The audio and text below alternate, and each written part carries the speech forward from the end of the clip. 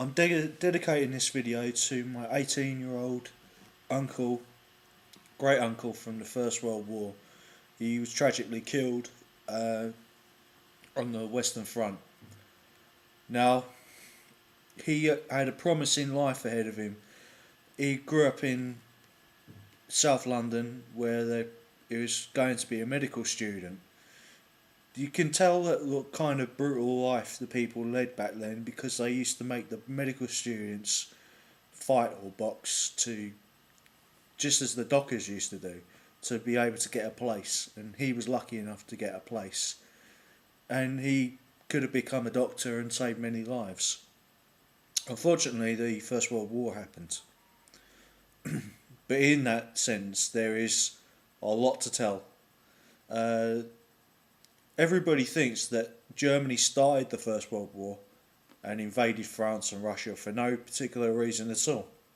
They assume that the conditions for German imperial expansion in 1914 were the same as in 1939, and yet they would still be wrong on both counts because both counts the Germans did not start either World War. What did happen? Well, the background to all of this is the various different crime families controlling banks such as JP Morgan in the United States and others who had Zionist Freemasonry controlled banks which were officially German banks, but of course those families were not Germans. They were controlled by Zionist Freemasons. The whole question of Russia was therefore key to understanding all of what happened in the First World War, because there are two current themes running in Russia at this time. The book Tragedy and Hope, which I'll now show you, by Carol Quigley, has become sort of famous or infamous from wherever your point of view is, because it detailed some of those crime families of the 19th and 20th centuries. The two main themes in Russia at the time were pan-Slavic nationalism, which of course thus affected Slavic identities in Serbia and Russia, who were allies at the time, and of course communism, which ironically is the crime family who ran many of those same officially German banks based in the United States were run by Zionist crime families, were supporting Lenin and trained Trotsky. Okay, there's an interesting there's an interesting documentary about how the 65 million Russians died from genocide because of the Soviet Union on YouTube, which you can find out. But I've done a series called Russia, the Other White Genocide.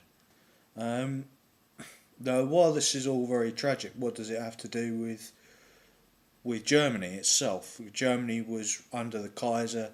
They had either a Christian Democrat or Social Democrat or Conservative parliament, but mostly it was run under the old Prussian guard of the Kaiser.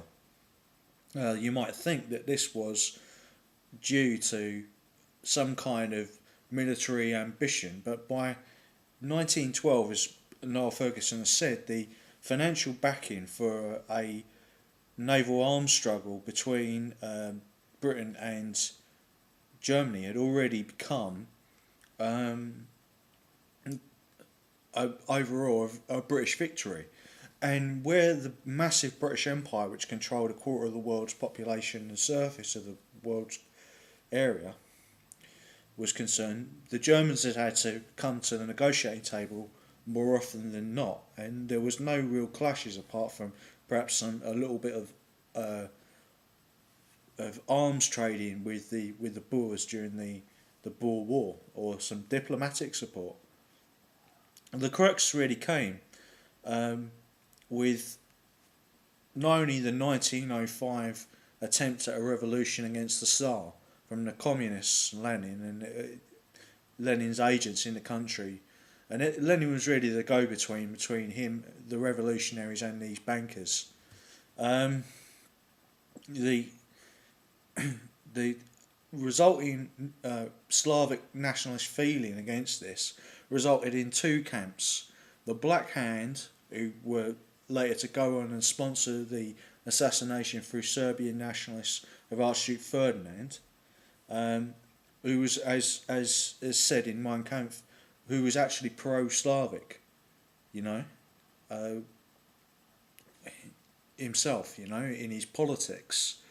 Um, and also the social democratic movement within Russia, which wanted to have a transition from Tsarist rule to a democratic, the elected government, which of course affected the sailors in Novgorod, who were the sort of vanguard of the revolution, but came under the influence of Lenin, and Lenin destroyed them, just as he destroyed the social democratic transitional government. So Marxism was a convenient vehicle for Zionist Freemasons to exterminate their enemies, their traditional enemies, the Russians, who of course done lots of pogroms against them and were Christians. Well, what does this have to do with Britain? There's another group, of course, centred around J.P. Morgan. J.P. Morgan and Churchill and the Churchill family had some commercial links, and Churchill became like a political agent for J.P. Morgan. J.P. Morgan took him to the stock market in 1913, where there was uncertainty about what was going to happen in the next few years. You got to remember, in 1913 you had the arrival of the Federal Reserve, which was at the time not today, it's a governmental controlled organisation, but at the time was run by private banks within the Federal Reserve System, which were often controlled by criminal families. So you had uncertainty there. You also had the Mexican-US war, which was causing more uncertainty. But in that uncertainty, different crime families and banking families and arms producers saw a chance to make money. And JP Morgan took Churchill to the stock exchange and showed him what could happen to different countries when he moved against them financially. And throughout the First World War, as Churchill was sent back to Britain in 1914 to start lobbying for war in Europe, as Niall Furguson said in his book Pity of War, the whole thing boiled down to what would happen if there was a war on the continent.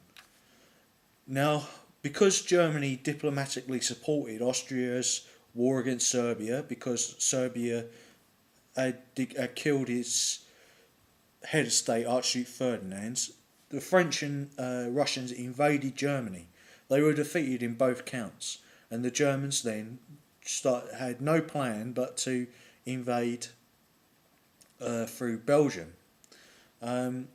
So they were basically doing the same plan as what happened in 1870.